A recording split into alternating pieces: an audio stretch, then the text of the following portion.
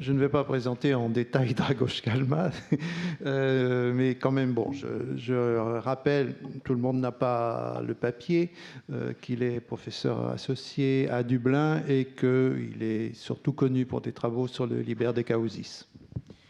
Il est effectivement à University College à Dublin. Et nous allons parler du De Causis. Alors, je lis le texte de Dragos qui, pour des raisons personnelles, ne peut pas être des nôtres aujourd'hui. Ce jeu sera donc non pas celui de entre l'énoncé et l'énonciation. Voilà. Bon. L'objet de la recherche que je décris se constitue encore. En effet, nous découvrons toujours de nouveaux manuscrits témoignant de la diffusion des éléments de théologie et du Liber de Causis. Des éditions de textes viennent de paraître, d'autres se préparent. Des analyses théoriques essaient de les situer chronologiquement et conceptuellement. Il est encore difficile de présenter une vision de l'ensemble. Pourtant, les données déjà recueillies sont suffisamment nombreuses pour tenter un état des lieux. Je l'esquisse à partir d'une question qui m'a été posée et qui, en fin de compte, est une question de bon sens. Pourquoi étudier, en tant que médiéviste, l'héritage de Proclus ? Ce pourquoi sera approché à plusieurs reprises et de plusieurs manières. Il présuppose un comment, parce que ce nouveau corpus de textes se laisse découvrir selon des méthodes que nous devons tantôt importer et appliquer, tantôt imaginer et ajuster. Mon intervention est structurée en 3 parties. Dans la première, je clarifie le sens des expressions utilisées. Dans la deuxième, je présente quelques travaux de mes collaborateurs ainsi que mes propres travaux. Dans la troisième, je propose quelques réflexions sur cette tradition philosophique. Première partie, donc, conventions et définitions. Premier point, aujourd'hui, je traite uniquement de la version du Liber de Causis qui, avant 1187, a été traduite en latin à partir de l'arabe par Gérard de Crémone. Je ne mentionne pas la seconde version de l'opuscule, publiée en 2001 et communément appelée Liber de Causis II. Deuxième point, par héritage de Proclus ou métaphysique de Proclus, j'entends les éléments de théologie. Ce choix est strictement d'ordre méthodologique et a le but de faire ressortir la cohérence du corpus analysé. Je ne me réfère pas aux autres textes de Proclus, les Tria Opuscula, la théologie platonicienne, les commentaires sur les dialogues de Platon et sur les éléments d'Euclide. Troisième point, l'expression corpus des textes désigne l'ensemble des commentaires déjà imprimés et encore inédits. Par l'expression tradition exégétique, j'indique la cohérence interne et les rapports d'intertextualité caractérisant ce corpus. Il me faut à présent décrire ce corpus et quelques résultats des travaux récents. Corpus et travaux récents. Les médiévistes avaient l'habitude de compter 8 commentaires latins sur le livre des causes, composés par Roger Bacon, le pseudo-Henri de Gand, Albert le Grand, Thomas d'Aquin, Sigé de Brabant, Gilles de Rome, Jacques de Gostinine et Chrysostome Javelli. En 1983, Richard Taylor a publié une liste de 237 manuscrits latins du Liber de Causis et une liste de 31 commentaires latins sur le Liber de Causis. En effectuant des recherches systématiques dans plusieurs bibliothèques d'Europe et des États-Unis, nous avons identifié, en plus de cette liste, 28 manuscrits du texte et 70 commentaires. Le dernier, ou l'un des derniers commentaires sur le De Causis, est écrit par Nicolas Witow Kuczetic, Nicolas Vito di Gozzi, 1549-1610, humaniste et homme d'État de la République de Raguse, dans la région de Dubrovnik, en Croatie. Ce texte, jusqu'à présent ignoré, a été imprimé en 1580 à Venise. Les recherches sur les sources de première main ont apporté une masse insoupçonnée d'informations que l'on doit patiemment examiner. En premier lieu, nous avons constaté l'état précaire de nos connaissances sur la transmission manuscrite du Liber de Causis. Julia Szekely essaie de combler cette lacune en travaillant à un catalogue raisonné des manuscrits et à une édition plus fiable de ce texte. En effet, Adrian Patin, pour l'édition publiée en 1964, la plus couramment citée et traduite en 23 langues, a collationné entièrement seulement 10 manuscrits, soit moins de 4% des témoins connus. Deuxièmement, il faut revoir plusieurs hypothèses historiographiques. L'une d'elles soutient que l'intérêt pour la métaphysique de Proclus à l'Université de Paris disparaît à partir du dernier quart du XIIIe siècle, qu'il connaît une vigoureuse réception en Allemagne, comme opposition au type d'enseignement philosophique professé à Paris, notamment chez les dominicains formés dans l'école d'Albert le Grand, tels Dietrich de Freiberg, Meister Eckhart, Ulrich de Strasbourg, Jean Tauler et surtout Berthold de Moosburg. Selon cette hypothèse, la mort de Berthold coïncide avec la fin de la réception de la métaphysique de Proclus en Allemagne. L'intérêt manifesté plus tard par Nicolas de Cuse ne serait qu'une exception. En somme, l'Occident latin, à l'exception digne d'admiration de l'Allemagne, a refusé d'assimiler la pensée de Proclus. Donc voilà la Vulgate, en somme, n'est-ce pas? En réalité, nous avons des preuves que les dominicains du midi de la France le commentent et l'enseignent dans les Studia entre 1289 et 1334. Jean Crossbein, un dominicain allemand actif après Berthold de Moosburg et avant Nicolas de Cuse, a commenté toutes les œuvres d'Aristote, mais aussi le Liber de Causis et les éléments de théologie. Les catalogues du XVe siècle de la bibliothèque des Dominicains de Pérouse font état de plusieurs manuscrits contenant le De Causis ou le commentaire de Thomas au De Causis. Plusieurs commentaires sur le Liber de Causis ont été écrits à Paris à la fin du XIIIe et au début du XIVe siècle. Durant l'année académique 1416-1417, Gilles Charlier commente à Paris les sentences de Pierre Lambard en se référant explicitement aux éléments de théologie. Émeric de Campeau, ami de Nicolas de Cuse, auteur d'un bref commentaire au De Causis et bon connaisseur de Proclus, a assisté aux leçons de Gilles Charlier. Zénon Caouja vient de publier une contribution importante sur le sujet. Mario Meliado a récemment étudié et partiellement édité un commentaire au Liber de Causis composé toujours à Paris, toujours autour de 1417.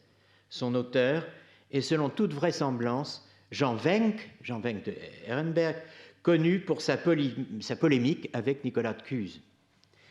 Les premières décennies du XVe siècle à Paris correspondent, rappelons-le, au renouveau de l'albertisme par Jean de Maisonneuve. Laure Miolo a étudié le registre de près de la bibliothèque du Collège de Sorbonne et les inventaires des bibliothèques de Merton College à Oxford et de Peterhouse College à Cambridge. Ses conclusions sont claires.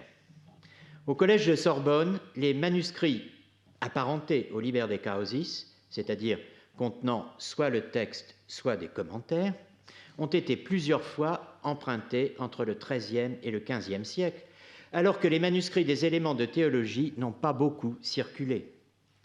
En revanche, ils ont été plus diffusés à Oxford et Cambridge qu'à Paris. Les manuscrits apparentés au De Causis ont également beaucoup circulé dans les milieux anglais. Sur ce même milieu portent deux autres études remarquables. L'une est signée par Irene Caiazzo et l'autre par Fiorella Retucci. Irene Caiazzo montre que le Liber de Causis a été très tôt rapporté d'Espagne en Angleterre. Le manuscrit de la bibliothèque bodleiane d'Oxford, Selden Supra 24, est l'un des plus anciens témoins latins de l'opuscule. Il provient du monastère de Saint-Alban, où s'est installé Alexandre Neckham après son retour de Paris et avant l'enseignement à Oxford. Dans le Speculum Speculationum rédigé avant 1213, Neckham cite le De Causis.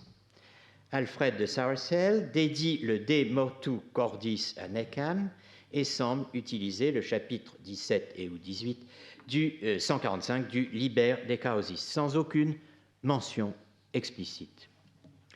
Le franciscain Thomas Bjork écrit son ouvrage monumental, intitulé Sapientiale, vers 1259-1260, alors qu'il était à Oxford et à Cambridge.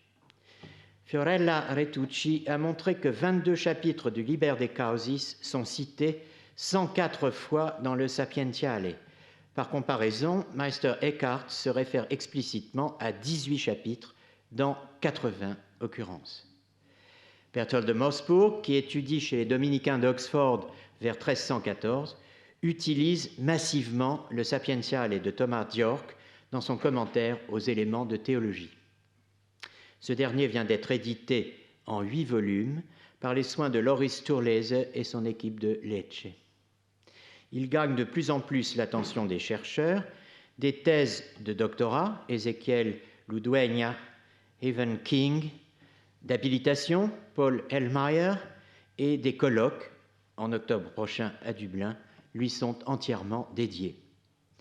L'influence de Berthold sur les médiévaux reste à étudier. Il est cité explicitement dans un commentaire anonyme sur les sentences, transmis dans un manuscrit munichois, et par le dominicain Franz von Retz, 1343 et ou 1348, enfin entre 1343 et 1348, mort en 1427, doyen de la faculté de théologie de l'Université de Vienne, collègue avec Heinrich von Langenstein et Heinrich Totting von Reuter. En revanche, il semble que Berthold n'a pas influencé les 2 autres commentaires latins sur les éléments de théologie actuellement connus. L'un écrit par Jean Crossbein, déjà mentionné, et l'autre anonyme, préservé dans un manuscrit de la Bibliothèque Vaticane. Ces quelques exemples suffisent pour montrer que ce corpus n'est pas une somme de textes juxtaposés les uns aux autres, mais un réseau exégétique constitué progressivement dans le temps et dans l'espace, du XIIe au XVIIe siècle, de Cambridge à Prague, de Naples à Uppsala, et reliant plusieurs centres d'enseignement, écoles, studia, universités. 3e point, penser aux traditions philosophiques. Pourquoi donc étudier en tant que médiéviste l'héritage de Proclus? Pour comprendre, dans le contexte historique, l'évolution des concepts qui, à la fois, suscitent la confrontation ou résultent de la confrontation avec cette pensée profondément étrangère, profondément différente de ces milieux d'accueil. Les commentaires découverts sont composés tantôt par des auteurs qui resteront à jamais anonymes, tantôt par des auteurs qui sont comme des anonymes. Ce ne sont pas des auteurs qui arrachent des cris d'étonnement, des bombshells, selon l'expression d'un remarquable byzantiniste. On pourrait croire qu'en étudiant ce corpus et cette cohorte d'anonymes, on occupe une position marginale par rapport aux tendances actuelles. En réalité, l'héritage de Proclus occupe une place singulière dans l'histoire de la pensée, dans la mesure où, directement ou par l'entremise du Liber de Causis, les éléments de théologie sont un texte traduit et commenté en 6 langues, dans plusieurs milieux culturels, en terre d'islam, en arabe et en persan, à Byzance, en grec, dans le Kaosas chrétien, en géorgien, et en arménien, dans l'Occident, en latin, et dans les communautés juives d'Italie, en hébreu. Sur cette dernière, Jean-Pierre Rothschild vient de publier une très importante monographie. Au IXe siècle, à Bagdad, on écrit le Liber de Causis dans le cercle d'Al-Kindi. Au XIXe siècle, à Berlin, Hegel loue chez Proclus, plus que chez Plotin, la profondeur et la systématicité de sa réflexion sur la tradition platonicienne. 50 ans après la mort de Hegel, Otto Badenhöver publie les éditions arabes et latines du Liber de Causis. d'Al-Kindi à Hegel, 1000 ans de réception polymorphe de Proclus que l'on connaît si peu finalement. Étudier en détail, ne serait-ce que partiellement, l'histoire de cette réception serait une tâche bien laborieuse, mais elle pourrait dessiner autrement les cartes de la philosophie médiévale. On saura distinguer à ce propos une réception convergente, d'après des mécanismes très similaires d'appropriation conceptuelle, positive ou critique, mis en place dans des milieux culturels distincts par des auteurs n'ayant aucune connaissance les uns des autres. Elle est d'autant plus intéressante à suivre dans les exégèses d'un texte qui n'est pas porteur de messages neutres ou en conformité avec le milieu culturel de sa réception. Proclus assume d'une manière explicite et programmatique ses dettes envers le paganisme hellénique. Il suffit de rappeler les Énades, ces substances autoconstituantes au-dessous de l'un qui ont un rôle déterminant dans la causalité des effets, ou le statut métaphysique de l'un qui est dépourvu de volonté, ou encore la question centrale de la participation qui exclut l'idée de création. Proclus est pourtant reçu, directement ou indirectement, dans les trois traditions abrahamiques. Dans le christianisme byzantin, l'évêque Nicolas de Métonne, au XIIe siècle, le rejette dans une ample réfutation. Quelques années plus tard, Ioanné Petrizzi, formé à Byzance, compose en géorgien un commentaire très favorable qui sera plus tard traduit en arménien. Dans l'Occident latin, Berthold de Mossburg, sans connaître et Ioanné Petrizzi, présente également des modalités d'appropriation de la métaphysique de Proclus, sans connaître et probablement sans avoir lu, n'est-ce pas, Ioanné Petrizzi. Et à coup sûr même. Le commentaire de Thomas d'Aquin sur le Liber de Causis est aussi dans une certaine mesure une exégèse sur les éléments de théologie. Thomas, qui n'a pas connu Nicolas de Métonne, emploie la stratégie de celui-ci. Il combat Proclus en prenant appui sur le pseudo-Denis l'Aréopagite. L'étude approfondie de ces comparaisons, en partant surtout du corpus Dionysiacum, d'une importance capitale pour Berthold, pourra mettre en évidence des ressemblances et des dissemblances entre ces divers textes composés dans des périodes très différentes et par des auteurs qui ne pouvaient pas s'influencer directement, ni réciproquement.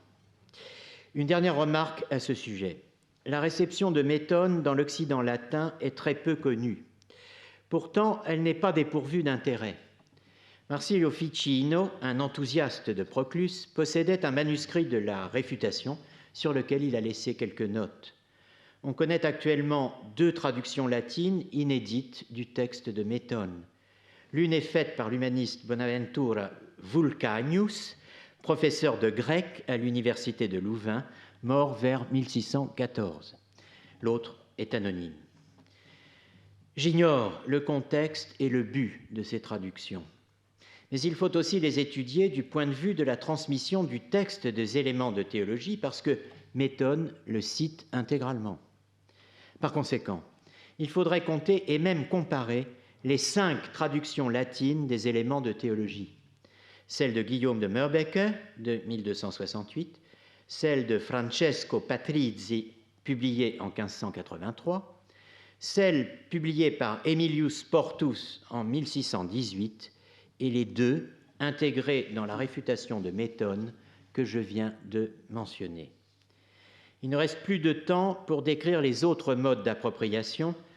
J'en mentionnerai encore 2 seulement. Après donc la réception par convergence, la réception par répétition, qui correspond à des mécanismes d'appropriation conceptuelle caractérisés par la réitération des mêmes problématiques, soit au sein de la même institution, soit dans des institutions différentes. Graduellement, se met en place un capital argumentatif, stock arguments, qui joue un rôle important dans la transmission doctrinale du texte commenté. Contrairement à la réception convergente, la réception par répétition présuppose l'influence d'un auteur sur l'autre, qu'elle soit consciente et explicite ou non. On observe cette pratique en comparant les questionnaires des divers commentaires universitaires du XIIIe et du XIVe siècle ou les quodlibetta des nouvelles universités de l'Europe centrale, Prague, Erfurt, Leipzig. La réception évolutive. La réception évolutive se développe à la suite de ou simultanément avec la réception par répétition. Mais dans ce cas de figure, les auteurs font un recours plus libre au capital argumentatif. Cette réception évolutive aboutit rapidement à de nouveaux concepts ou à des théories nouvelles. Deux études récentes, l'une par Julia Zekeli et l'autre par moi-même, sur la réception de la première proposition du Liber de Causis, ont montré comment, d'une part, la critique de Siget de Brabant contre l'explication philosophique de l'Eucharistie par Thomas d'Aquin est apparentée aux critiques de l'occasionnalisme d'Al-Ghazali par Averroès et Maïmonide. Et d'autre part, comment cette même critique est reprise par 4 auteurs parisiens de la fin du XIIIe siècle et du début du XIVe siècle et refait surface à l'université de Prague au début du XVe siècle. On observe que ces auteurs utilisent les mêmes arguments que Siget, souvent ad litteram, mais qu'ils ignorent leur origine. De surcroît, la question de l'Eucharistie, à 2 exceptions près, est remplacée par d'autres sur la volonté divine, sur la temporalité ou encore sur les effets immédiats de la cause première, ab uno non nisi unum. 4e point, en guise de conclusion. Où va la philosophie médiévale? L'itinéraire que je décris était inattendu. Sa destination reste inconnue.